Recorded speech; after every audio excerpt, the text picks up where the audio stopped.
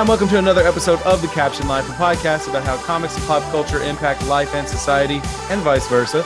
Coming to you from the state of exhaustion that is the first week of school for a public educator. I'm your host, Kevin. And from Circle City, Indianapolis, I am Sean. And before we get started with this episode, please hit that subscribe button on whatever podcast platform you're listening to us on, and follow us on social media under the handle @CaptionLife on Twitter, Facebook, Instagram, TikTok, and Reddit. You can also find out more info and past episodes of our podcast at thecaptionlife.com. That's right. And hey, today's episode, we're doing something special. We are going back to the beginning. No, not the beginning of time, but to the beginning of our comic book fandom. We are talking origin stories. And we're going to run the whole gamut of topics from our own personal origin stories to our favorites in comic book history, which at this point there are a lot of. So Sean, previously we wanted to do this episode. We wanted to do this live at Indiana PopCon. And we didn't get a chance to.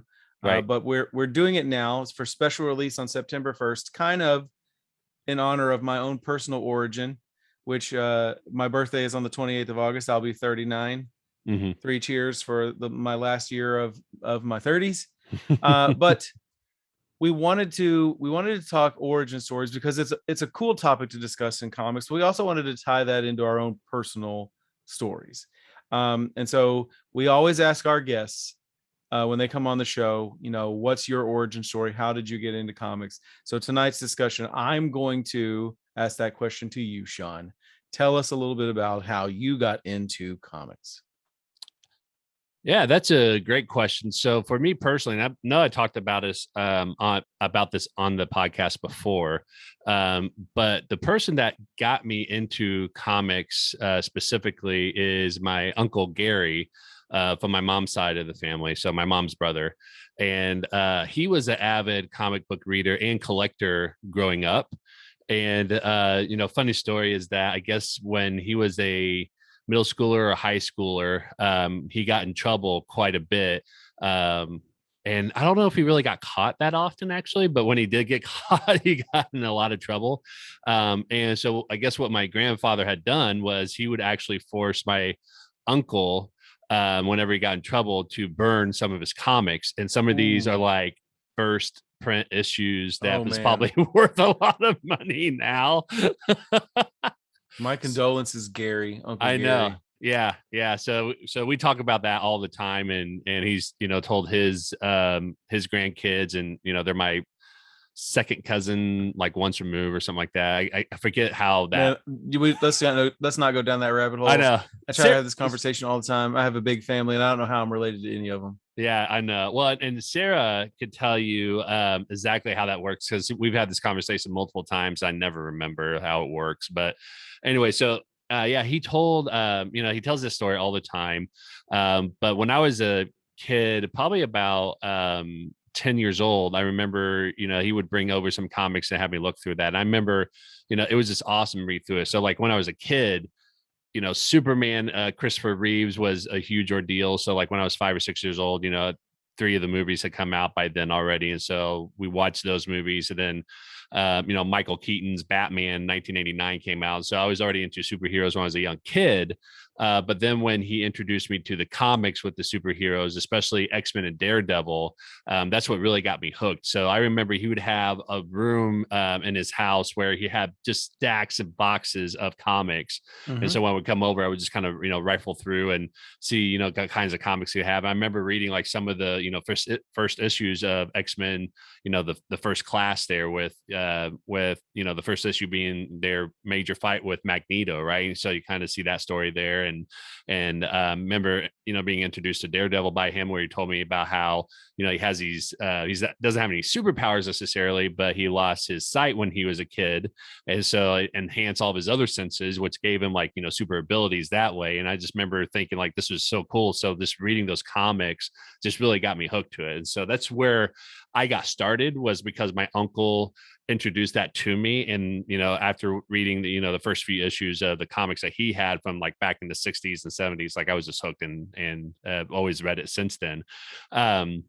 then when I got to high school and college, I kind of got away from reading comics. And so I Hmm. hadn't read comics for a long time until about 4 years ago, roughly, when I found out that Marvel had an app called Marvel Unlimited.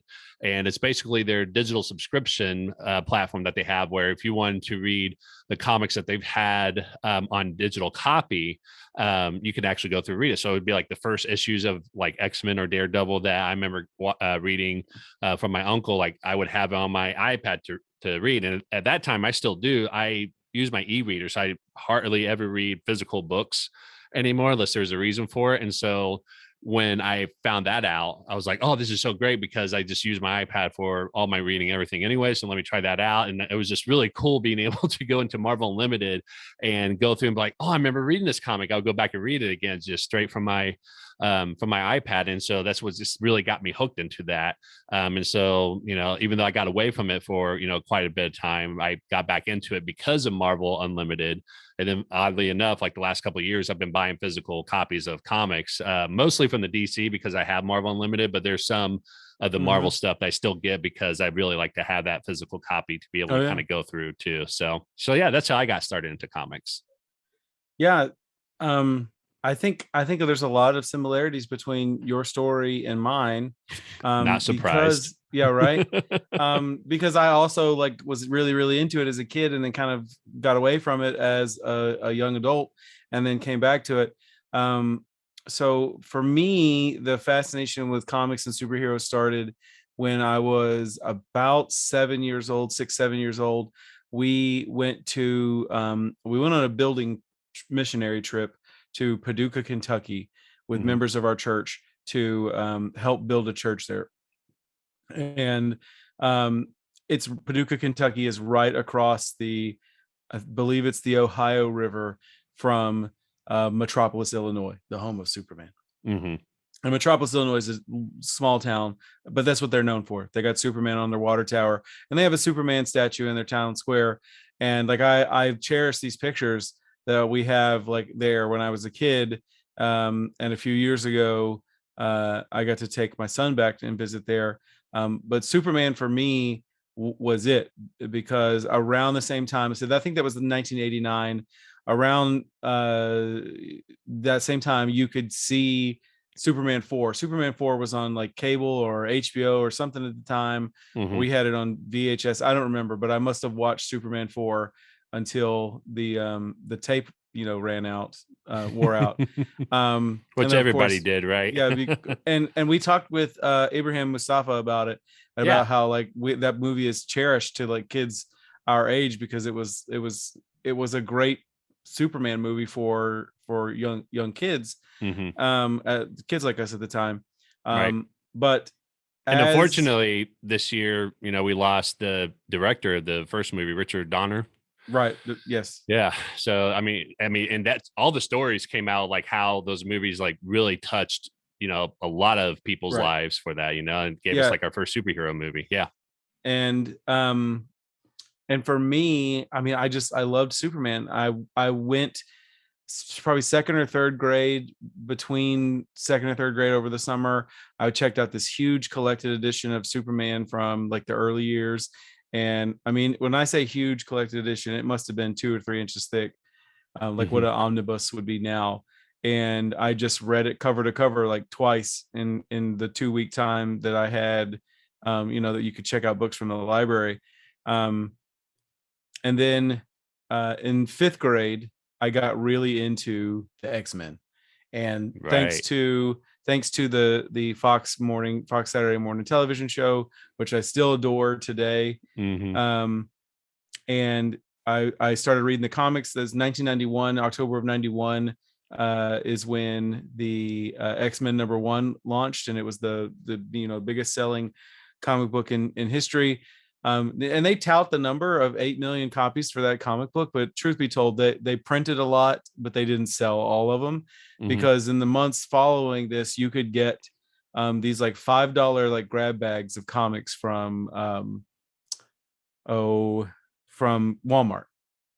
Okay, Right. and this maybe have been 6 months after that, because maybe even a year after, and because the reason I'm fuzzy on the timeline, but I'm remembering back, I got a lot of the early Image comics Mhm. in these grab bags, things um Savage Dragon and Youngblood, which were books that were started by comic writers and artists that had left Marvel. Anyway, I would get these comics, and I was fascinated, especially with the X-Men and Jim Lee's art. And I would buy these grab bags, hoping to get all five covers, like because Mhm. they had the covers that connected. So I was really into the X-Men. I had friends that were really, really into X-Men. I remember like trading Wolverine playing, not playing cards, but like trading cards at like on the blacktop after lunch. We were really, really into this stuff. And I mean, I was a nut for it like as a kid. And then I don't know, I guess, trying to fit in, trying to be cool. Um, I didn't grow up with a lot of money, so not having access to like expendable income, those Mhm. things went away. I remember in the year 2000 when the X-Men movie came out, how excited I was. Like, guys, Yes. I've waited my whole life for this. Yes. It seems like, I um, know. but it really didn't come back full circle for me until probably I was an adult, and maybe around the time that Madden was born. In that time, I found out what my last name means. In German, Stoliker means steel corner. Mhm. And so I was like, I've always been a Superman fan. The Man of Steel, like it's almost like a family crest for us at this point. Right. Um, I started getting back into comics. We started like going to Comic Cons. I started collecting again. I've had to break myself of the habit of trying to collect for collection's sake, because Mhm. I have this huge filing cabinet behind me of it's a legal filing cabinet which you can fit essentially two long boxes like side by side worth of comics on each drawer, and I Mhm. have four drawers full.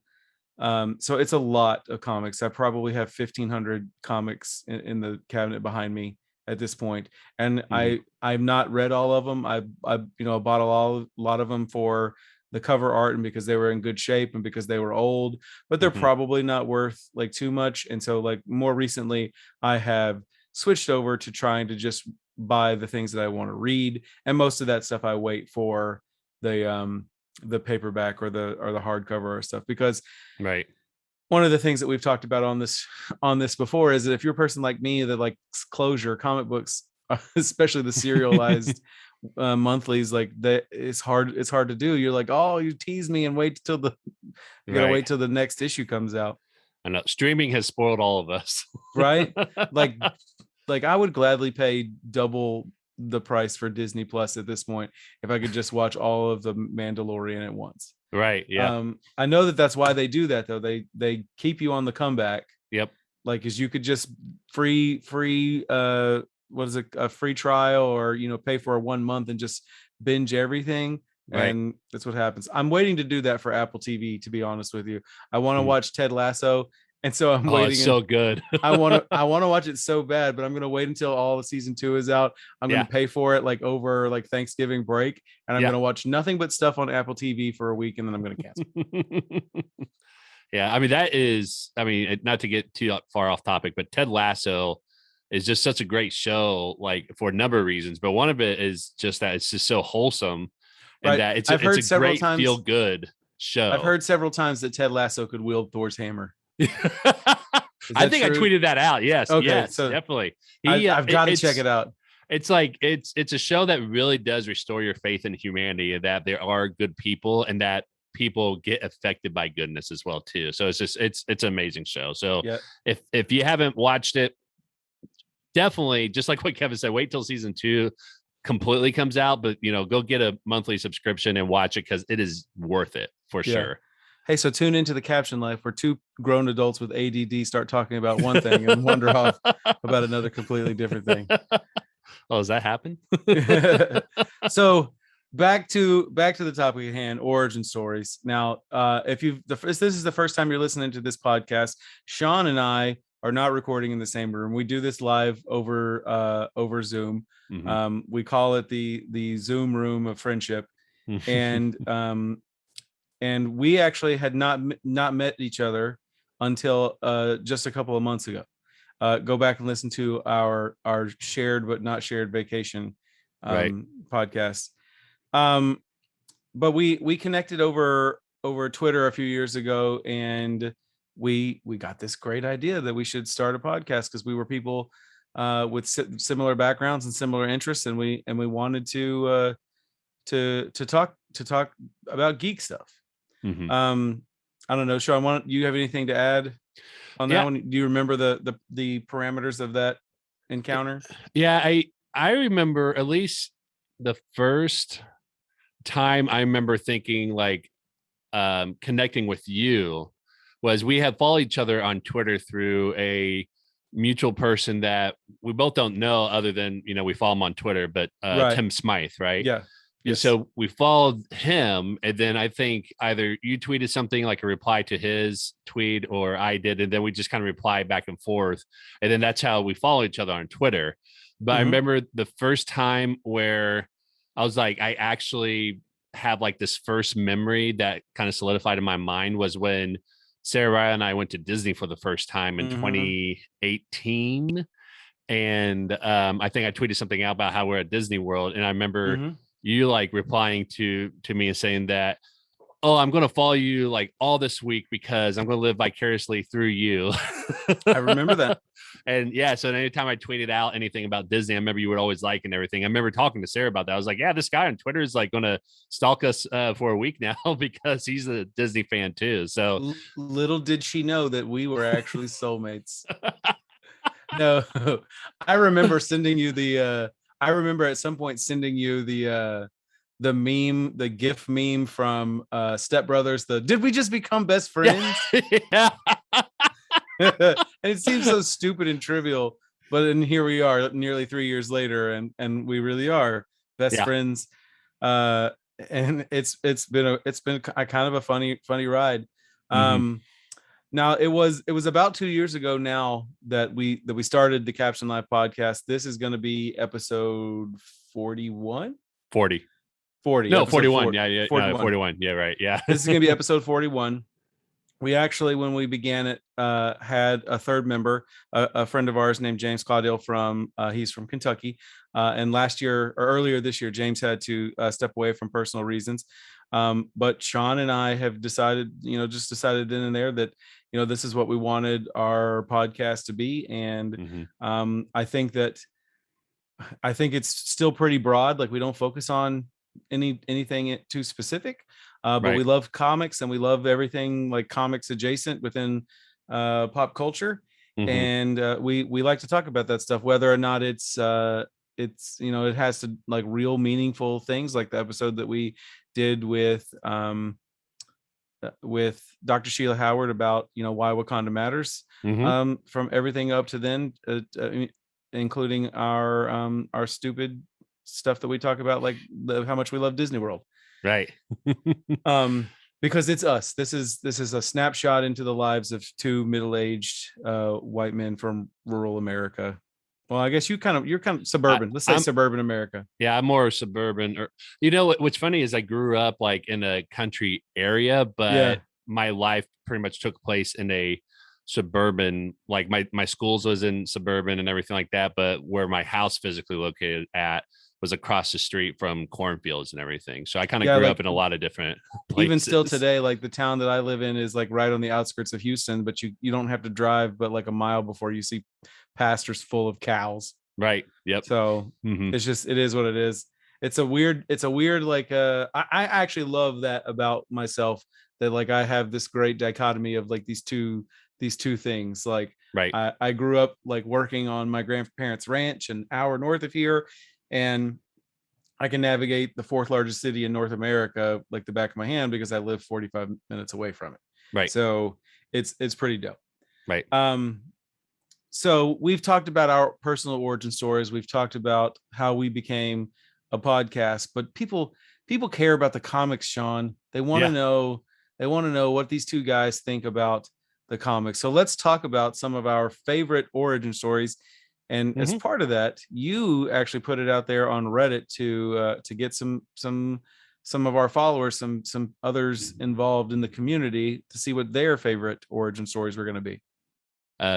Yeah, so we posted this question to our Reddit account under at Caption Life. What's your favorite origin story from the comics? And we got some really good responses from people.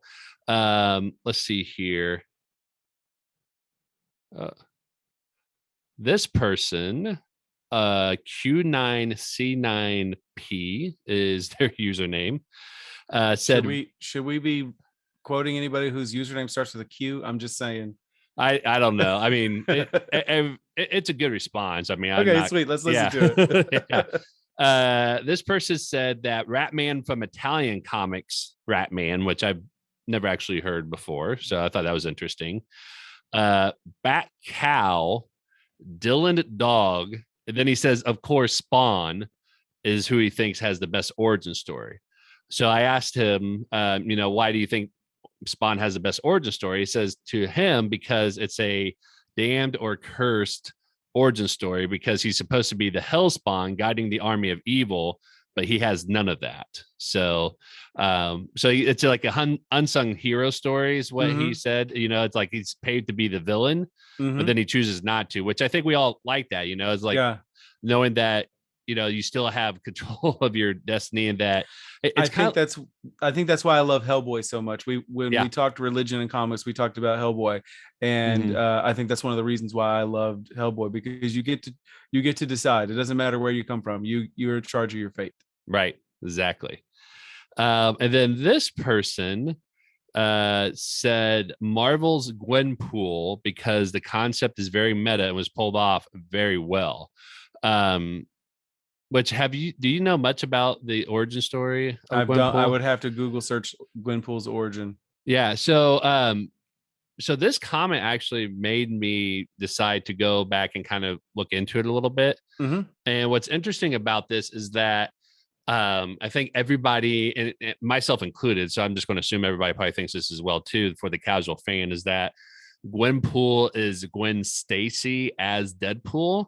Okay. But at first glance, that's what I would think. Yes. Yeah. And it makes sense, right? And apparently when you read into this, the character name is actually Gwenpool. So I think it's supposed to be like a alternate universe of Gwen Stacy, but her name is actually not Gwen Stacy, it's Gwenpool.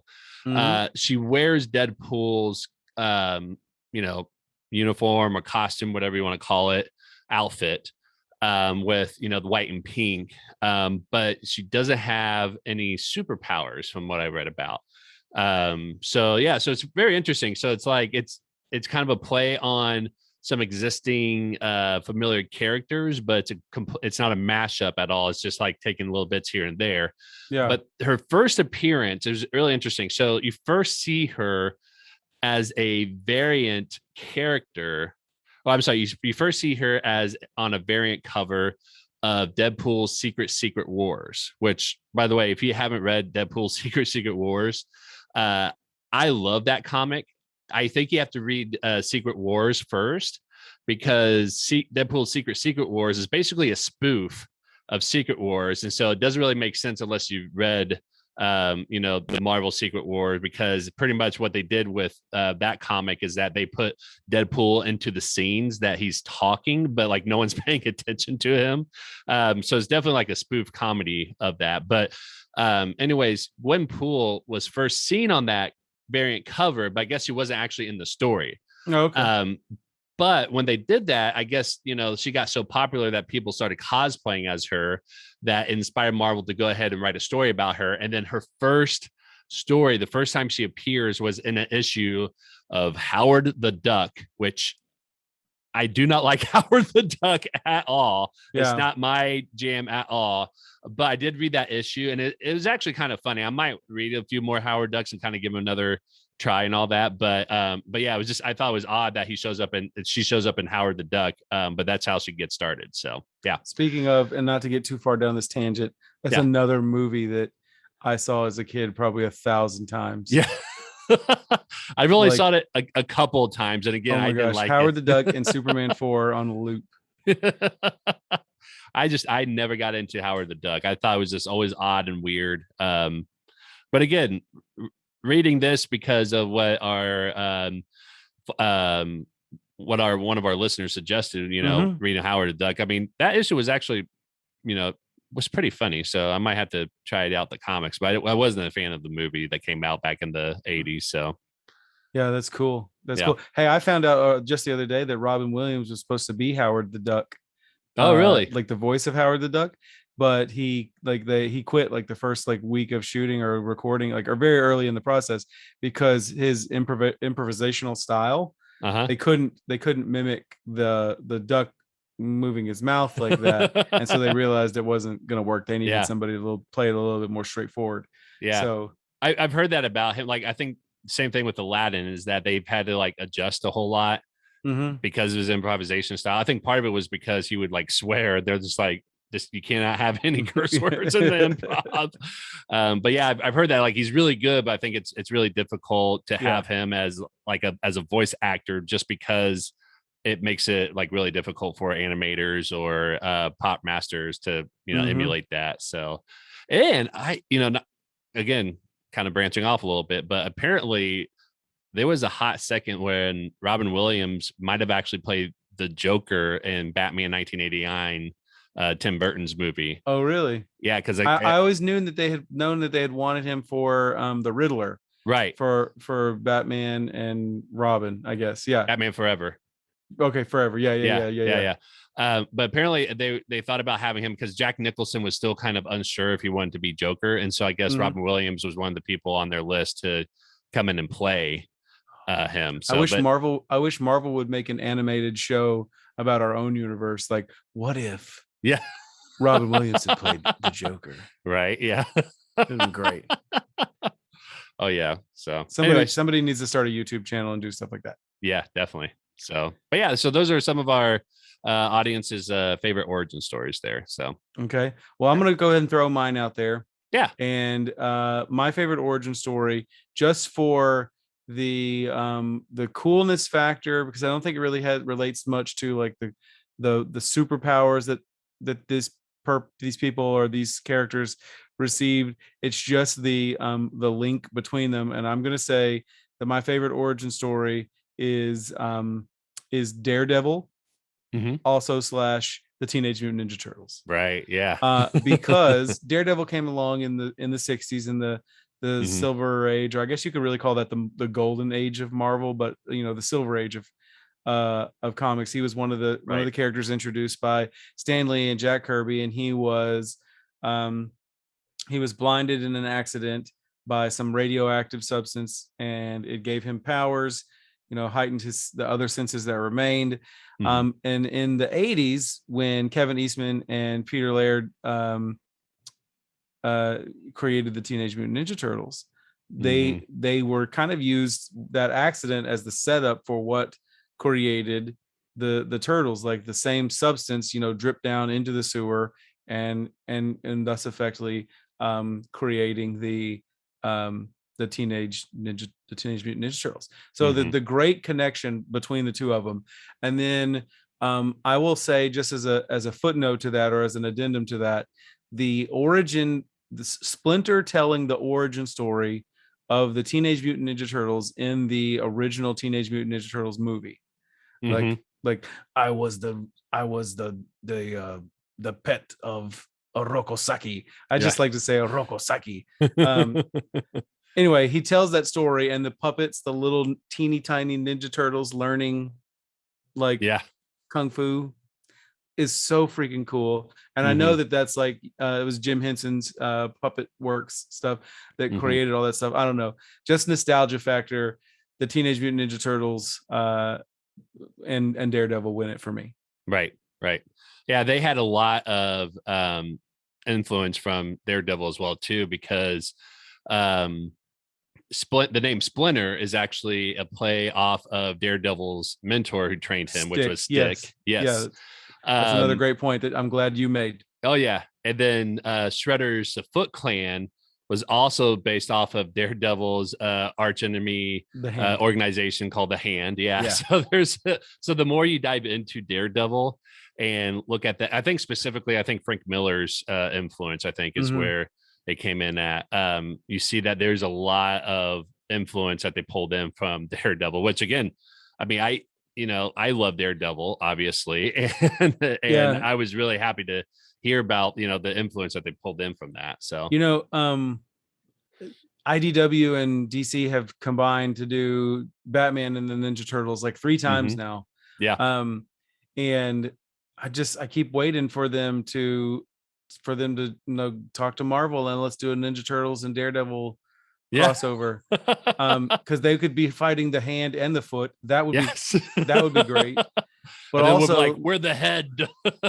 like Matt Murdock is their brother. Like he's Oh, that'd be their really cool. Yeah. he's their long lost brother. And Yeah. so I think working him into the story and having them team up, because Daredevil often has a really really dry sense of humor, like Hmm. um and I think it would mesh well with like Raphael and Michelangelo. Like those two especially stick out to me, Right. as that they would be there, like maybe playing pranks on Donatello and Leonardo, especially Leonardo.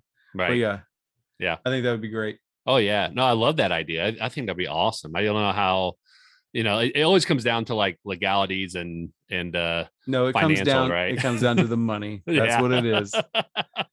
Which That's I what mean, it is. if money's involved, that, When legal we is get done involved. here, I'll tell you what it comes down to. It's because somebody's got to write a story good enough for Marvel to want to like let it happen, Right. because they're just ultra protective of everything. Right. And I think they steer everything towards the MCU now. So if Yeah. it doesn't benefit the the big boys at the movie studio, they may Hmm. not be interested in doing it. But I mean DC and I mean Warner Brothers, they even made the animated version of Hmm. the story. So Yeah. I'd love to see Daredevil and the Ninja Turtles team up because they have the same origin story. Yeah. I mean, Marvel with their What If series, they could totally make that happen. It's just like because it still be part of MCU, but it's one of those things where it's just like this is just like a what if situation. We don't have to go anything further than that, right? Like Mhm. I think that would be a great way. Like if they were ever to do that, they're just like, let's just try this out. Mhm. Just doing an episode of What If would do that, right? Sweet. Although then you'll get people who would freak out because then it's like the Ninja Turtles are part of the MCU now. They go down that rabbit hole. I'm just like, just Yeah. enjoy it for crying Mhm. out loud. This is why we can't have nice things, fanboys. Right. Exactly. Um, so for me, my favorite origin story has to be the X-Men. I mean, they're I've made no secret that they're my favorite, Mhm. comic book story growing up. But I think what I love about that origin story is just not the story itself, but the context around how that story was made. So if you're not familiar with the X-Men story, here's the short story or a short version of it, is that the X-Men was pretty much a metaphor of the 1960s about racism, basically, right? Mhm. And not just racism. I mean, it's any sort of like inequalities that exist in everything, but it definitely was inspired by racism. So the main characters that you see in there, Professor Charles Xavier and Eric Lehnsherr, Magneto, were based on the two major civil rights proponents at the time. So Charles Xavier was supposed to represent Martin Luther King Jr., and then Correct. Magneto is supposed to represent Malcolm X, right? Mhm. And then, so whenever you read the comics about the mutants were supposed to represent basically, Black people and people of color, because Mhm. they did a great job of just showing like, how they are human. They just have something like an extra gene, which is where the name X-Men comes from, by the way. X actually isn't really about, Xavier, but it's more like they have an extra gene. Mhm. But that's the whole premise, is that there's a lot more similarities that they have than differences. And so it was supposed to be it was influenced by racism at the time. And so I think it's just really cool to, once you kind of understand that and know that side of the story, that as you read and watch more of the X-Men story, you see a lot of those metaphors being played out a lot. And so, like, the creation of the Sentinels is supposed to represent, law enforcement officers and military who were Mhm. abusing the power at the time to bully and intimidate, Black people and people of color, right?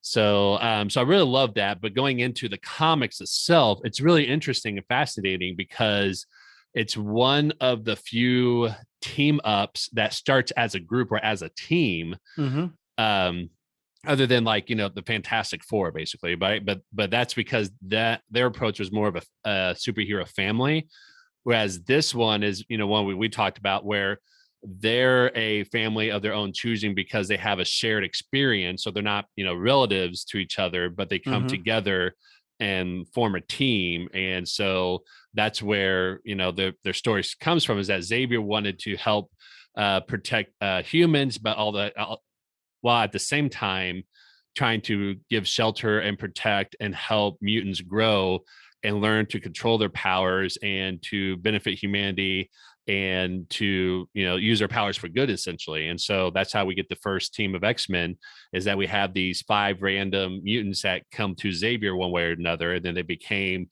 some of his first students, and then also his first superhero team. So Right. And I like the fact that even when they went back and started the cartoon that I love, they mm-hmm. start off with like, these people are a team, and then Right. they give you the backstory as time progresses. They tell the backstory. It's not linear. It's Mm-hmm. not this is how they became a team. Like they didn't have the traditional like issue 1 origin story. Right. You know what I mean? Right. And I love that I feel like when they adapt comics more and more often now, they need to like get with that like model. Like we don't need to mm-hmm. see Bruce Wayne's parents die one more time in order to understand or Ben Parker why he's Batman. Like right. the MCU Spider-Man not addressing like how Spider-Man became Spider-Man, yes, was like a time-saving stroke of genius. Right. Well, because they've already, done it twice, and the Amazing Spider-Man wasn't even 10 years old. Mm-hmm. And I think they just knew that, we need to get away from it, but even more so now than ever, because it's still like we just had that movie. Mm-hmm. And so I think that's what really made it work really well, is just like, people knows this. We don't have to establish this. Let's just jump right into it, And at this point, if they wanted to show a flashback of why Peter is so like where he longed for Mr. Stark's affection so much, mm-hmm. and why he was so hurt from Stark's death in Endgame, mm-hmm. like because of his experience with his Uncle Ben, it would make sense to tell that in a flashback. You just Right. don't need that anymore to like drive the narrative at the beginning of the series. Right. Exactly. So, hey, you know what? I want to do something different. Or, I mean, I want to do, I know it's not different because we play games on here all the time, but I want to do something Right. fun before we wrap this up, because we've talked about our origins. We talked about how the podcast began. We've talked about our favorite comic book origins. And I want to do this one last thing with you. I want to do Would You Rather Origins Edition. So this is what I'm going to do. I'm going to give you 2 characters. Okay. And I want you to consider, would you rather have this origin story or that origin story? Okay. And I think you're going to have to take into consideration not just how they got their power, but also what their power is and the name they go by. Okay. Because like there's some loops, and I'm going to throw some loops at you in just a second. So I've got 4 of these. Let's see what you think. Okay. Would you rather be the Flash struck by lightning and I guess mixed with some chemicals there, mm-hmm. Or the Hulk and have suffered through a gamma bomb? Oh man, that's a good one. And like they both seem really painful to me. Yeah, I think my initial instinct would be Hulk. I mean, just because it'd be painful at the time, but then I feel like after that, I mean, Hulk is pretty much indestructible, right? I mean, right. But gosh, I mean, but at the same time, I also know, like, whether you're, I mean, it's just like any superhero, whether you're the Hulk or the Flash, like there's some sort of tragedy that comes with it, right? And so it's Bruce Banner always having to try to control his temper. Otherwise, if he loses it, he turns into the Hulk, right? Until he figures out how to control it. I think at the same time, Flash goes through some pretty crazy stuff. Yeah, as Flash is well, a member of too. the Flash is a member of the Dead Parent Society. So Yes.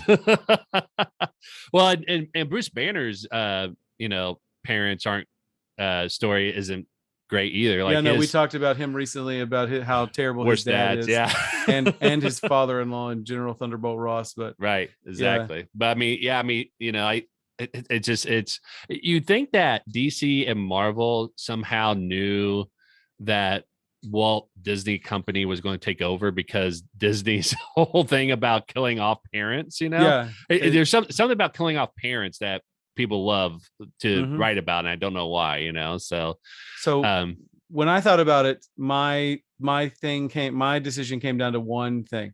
They both mhm, seem pretty painful, but in all honesty, they would likely be over before you realized it. right. I'm fairly certain though that if you get struck by lightning like the Flash did, you're gonna poop your pants. And so for me, it's the Hulk.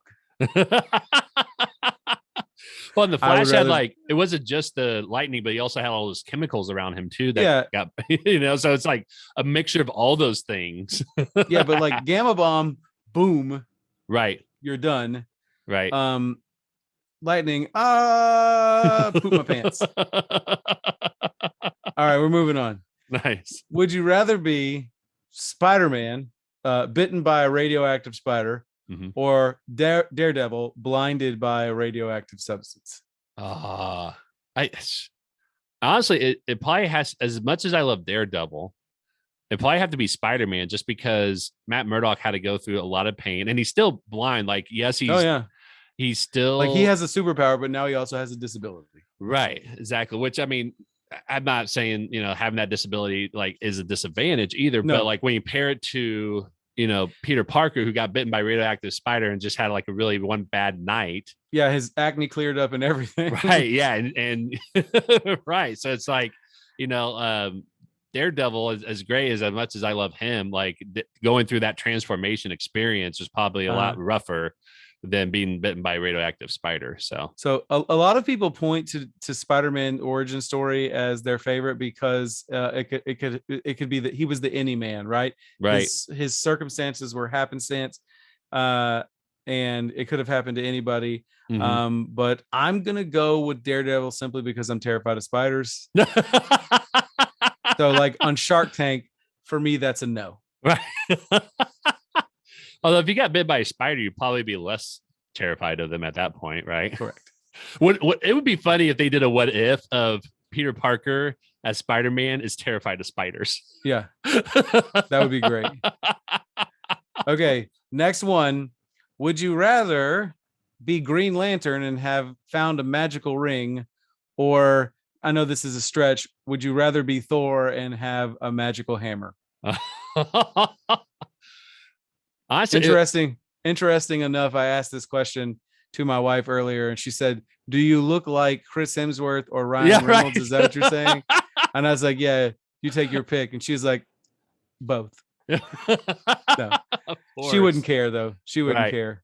Yeah, Sarah would probably say the same thing to be Yeah. honest. So if you come out looking as either one of them, like I'd be happy.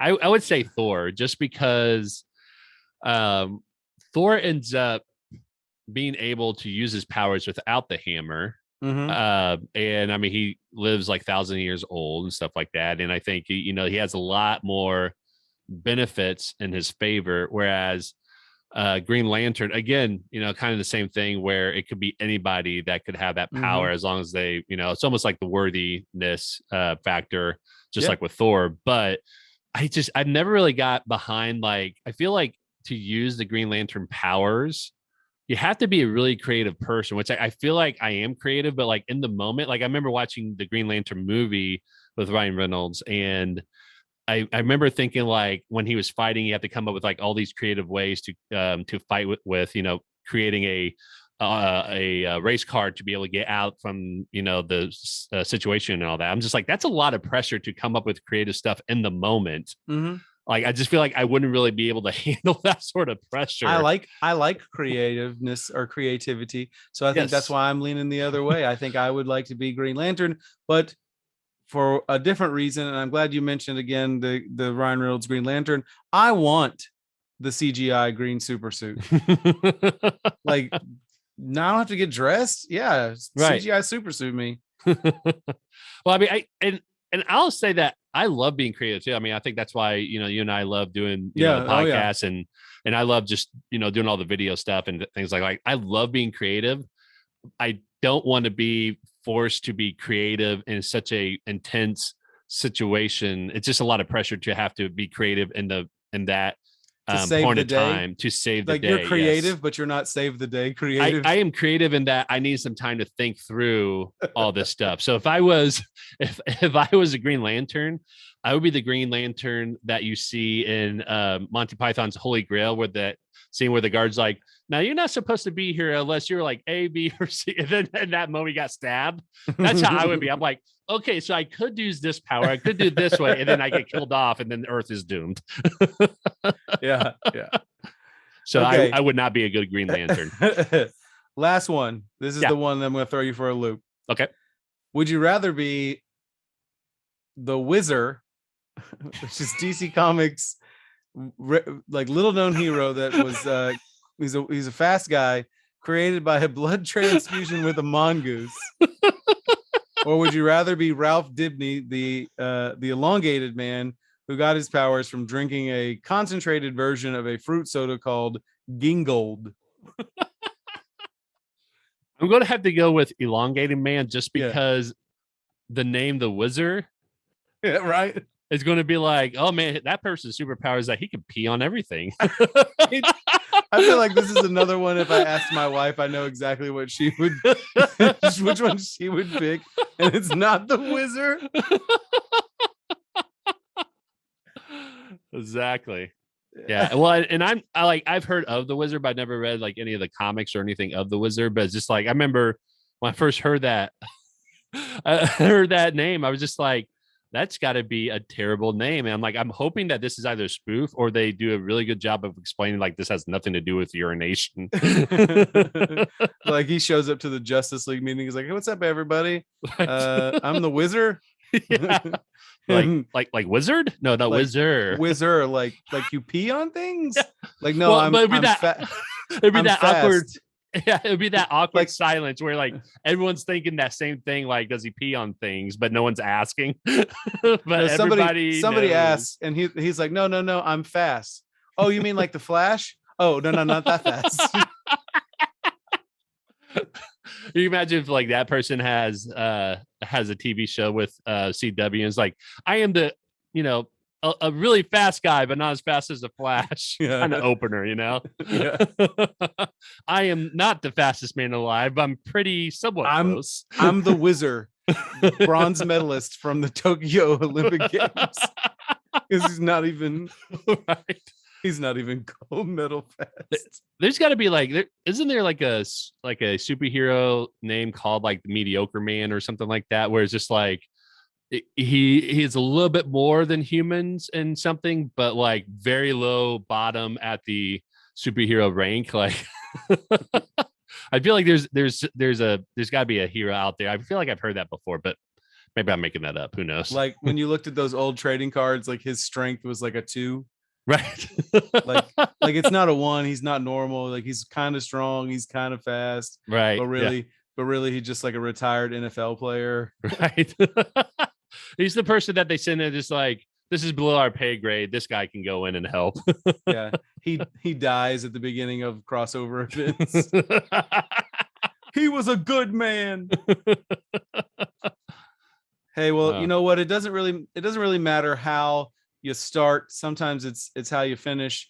And I wish I could say better things about the Wizard. I don't think he got very far. But we've enjoyed this conversation talking about origin stories. And hopefully you have too. Hopefully you can go tell all your friends about the Wizard. Be careful if you Google search that. I can't I can't vouch for the validity of all those links. Right. But that's gonna wrap Just up. make sure you put like DC Comics in front of it. Yeah, DC Comics, The Wizard. Yeah, and then you'll Like, get it. and then you're fine. Yeah. But that's going to wrap up another episode of The Caption Life. We hope you enjoyed listening. Don't forget to smash that subscribe button on whatever major podcast platform you're listening to. And you can follow us on Twitter and Instagram at Caption Life, and also on Facebook now. And if you'd like what we're doing, give us a shout out, tag us in a post. For more information about us and all of our previous episodes, go and visit thecaptionlife.com. Until next time, so long. I'm the Wizard.